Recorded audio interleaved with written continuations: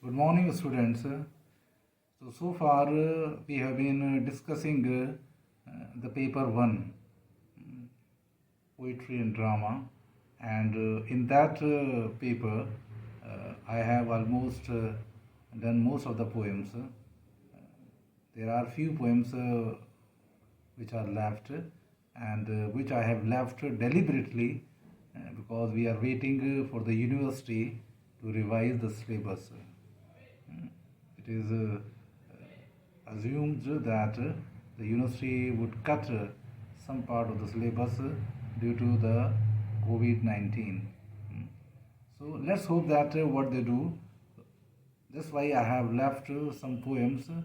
Otherwise, the remaining part in which we have done all the literary terms, I have given you the notes as well as the lectures are on the YouTube. You can listen again and again. And about the literary history.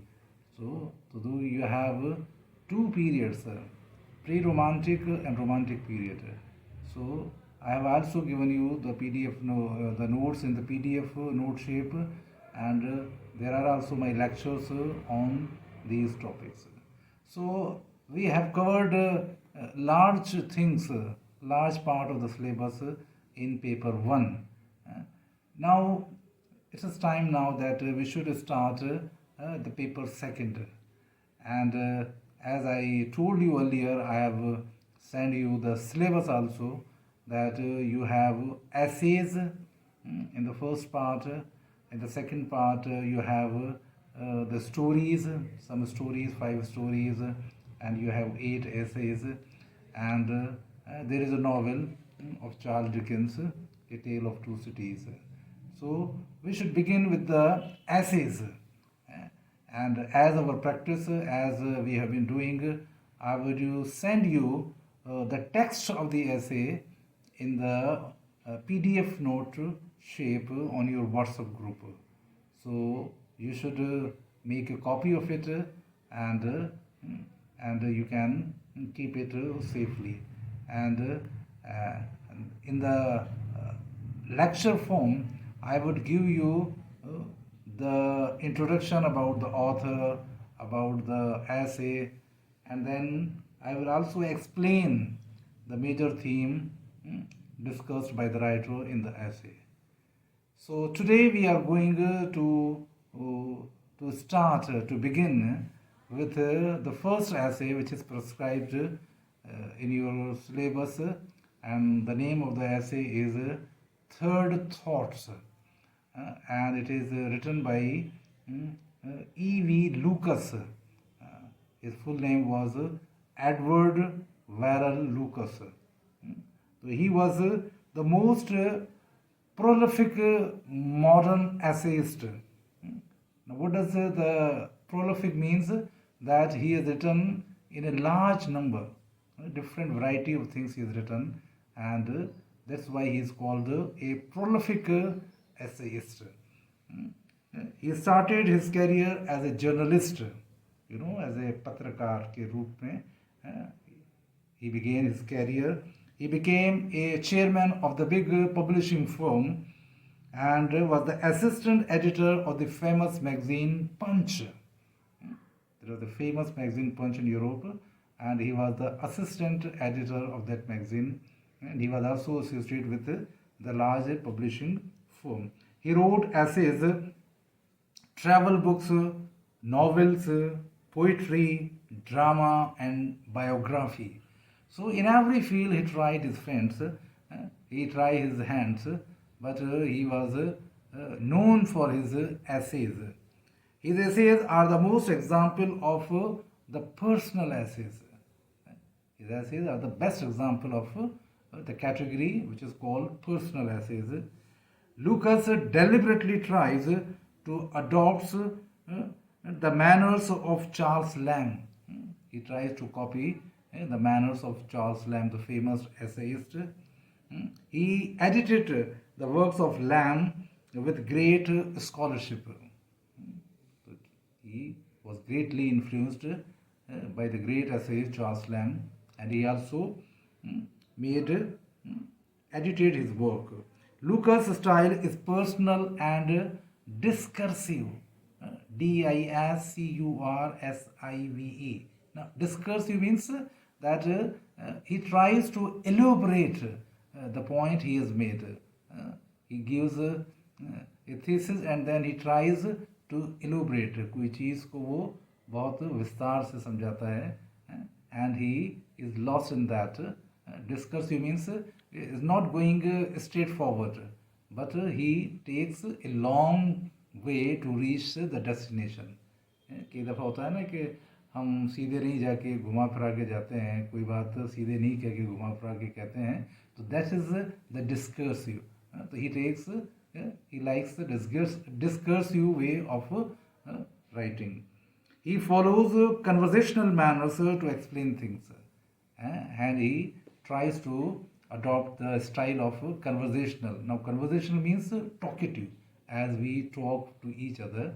So, in that manner, he tries to convey the things, his writings adopts this strategy. Now, this was the just background and the introduction of the writer. Writer means the essayist E.V.Lucas, Edward Verrell Lucas. Now let's have an introduction of the essay, Third Thoughts. Third Thoughts is a very interesting essay of Lucas. And this essay exemplifies his style. His, you can judge the style of Lucas with this essay. Lucas has chosen a story which has been told by his friend as a subject matter of the essay. His friend has narrated the story and the writer has made that narration as the subject matter of his essay. The incident is personal. This event was a personal and an ordinary one, but it gives a serious message. And what the message is given in the essay, and it is endorsed by the holy books of almost all religions, are full of with this description. The things which he has described in the essay is also endorsed, is also supported by the holy books of all religions. And what is that notion? वो क्या बात है? वो क्या thought है? That one should not delay the act of mercy and kindness. Okay, when there is a feeling you want to help someone, then you should not delay that gesture. जब हम किसी की सहायता करना चाहें या हमारे मन में किसी की सहायता का मन आए, तो we should do it immediately. तो हम उस काम को तुरंत कर दें, उसमें हम डिले नहीं करें, क्योंकि अगर हमने डिले किया तो थर्ड थॉट्स अप्लाई हो जाएंगे and maybe that we should drop that idea. तो हम उस आइडिया को ही ड्रॉप कर दें. इट इज़ अ रियलिटी, ये बिल्कुल वास्तविकता है, रियलिटी है, that by nature human beings are miser and the gesture of giving dry away very soon. It's very human nature that the gesture which is sometimes comes to our heart, the feelings arise in us, so it dries very soon. So we should do it immediately.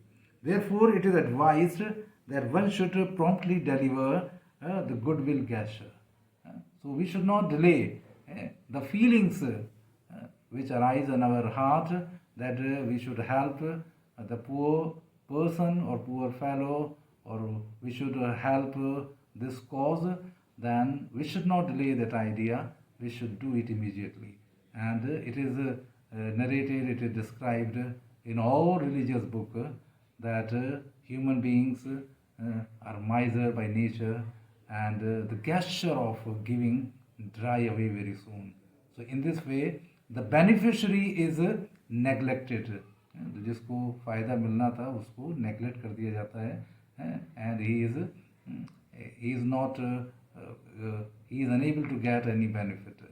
So this is a very serious moral lesson, and the writer has elaborated this thought with a a story narrated by his friend, and I hope that you would enjoy the essay while we are going to read it. And in the next lecture, I would give you a commentary upon this lecture, third thoughts. Thank you.